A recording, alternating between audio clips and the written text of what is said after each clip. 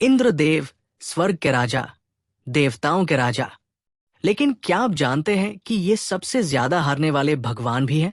जी हाँ, इंद्र की ऐसी पिटाई हुई है कि सुनकर हंसी आ जाएगी। आज मैं गिनाऊंगा कि इंद्रदेव कितनी बार हारे, तो वीडियो लास्ट तक देखिए। दोस्तों, इंद्रदेव को देवराज कहा जाता है। उनके पास वज्र है, ऐरावत हाथी है, स्वर्ग का राज्य है। लेकिन असलियत में इंद्र सबसे कमजोर और डरपोक देवता है। उन्हें इतनी बार हराया गया है कि गिनती मुश्किल है। चलिए कुछ फेमस हारे देखते हैं। सबसे पहली बड़ी हार वृत्रासुर नाम के राक्षस से। वृत्रासुर इतना शक्तिशाली था कि उसने सारे देवताओं को हरा दिया। इंद्र तो डर के मारे छुप गए। देवताओं ने ब्रह्मा जी से मदद मांगी।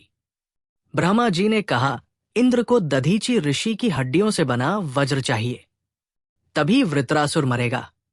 अब प्रॉब्लम यह थी कि दधीची ऋषि जीवित थे। उनकी हड्डियां कैसे मिलेंगी? इंद्र गए दधीची ऋषि के पास, रोने लगे, महाराज मुझे बचाइए। दधीची ऋषि ने अपने प्राण त्याग दिए ताकि इंद्र उनकी हड्डियों से वज्र बना सके। तब जाकर इंद्र ने वृत्रासुर को मारा। मतलब अपनी ताकत से नहीं, किसी और की कुर्बानी से जीते। दूसरी शर्मनाक हार रावण से।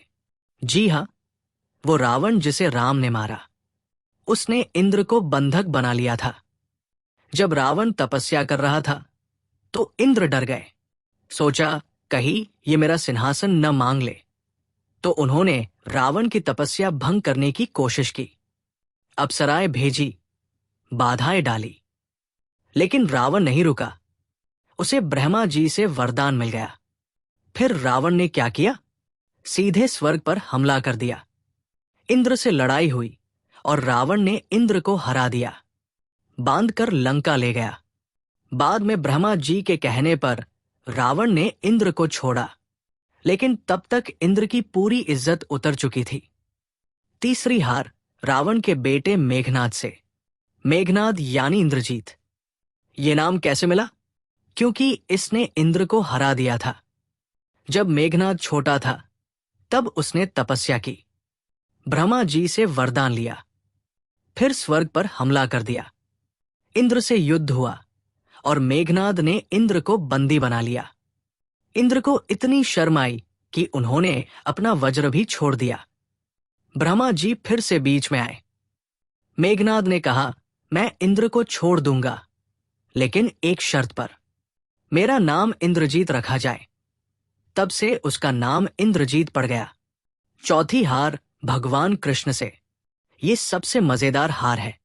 कृष्ण जब छोटे थे तब वृंदावन में सब लोग इंद्र की पूजा करते थे, बारिश के लिए, फसल के लिए। कृष्ण को यह पसंद नहीं आया। उन्होंने कहा, इंद्र की पूजा क्यों? गोवर्धन पर्वत की पूजा करो। इंद्र को गुस्सा आ गया। बोले, ये छोटा बच्चा मुझे चैलेंज कर रहा है।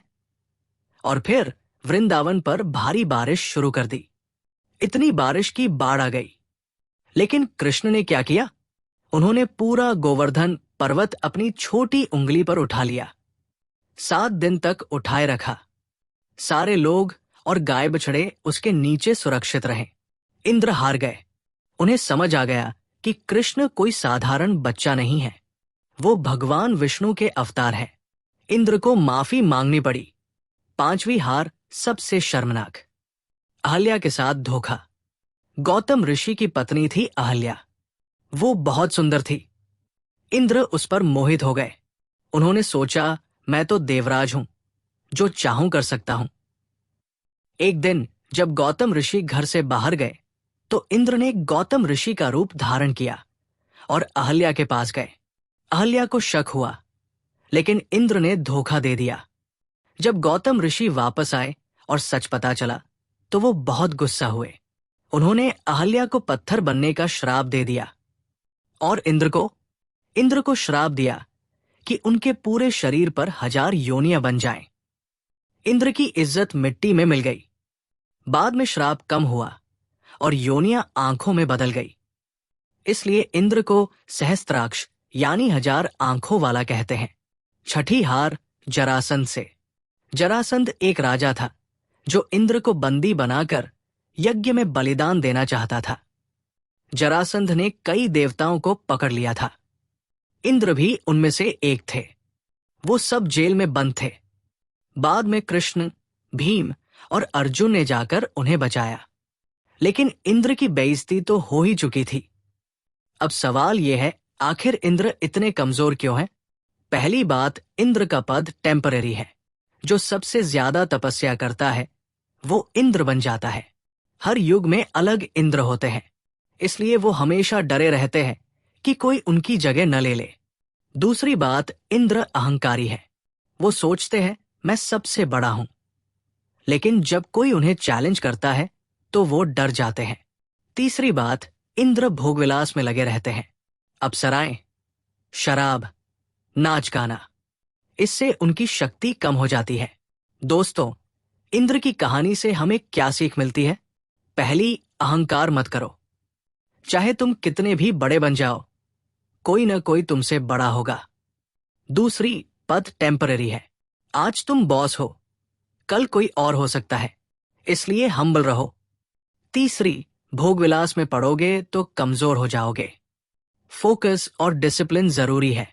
इंद्रदेव अगर आज के जमाने में होते तो शायद हर हफ्ते जॉब बदलनी पड़ती। एक बॉस आता, पिटाई करता, दूसरा बॉस आता, पिटाई करता। तो दोस्तों, कैसी लगी इंद्रदेव की हारों की कहानी? लाइक करें और कमेंट में बताएं आपको कौन सी हार सबसे मजेदार लगी। और हाँ, सब्सक्राइब करना मत भूलिए।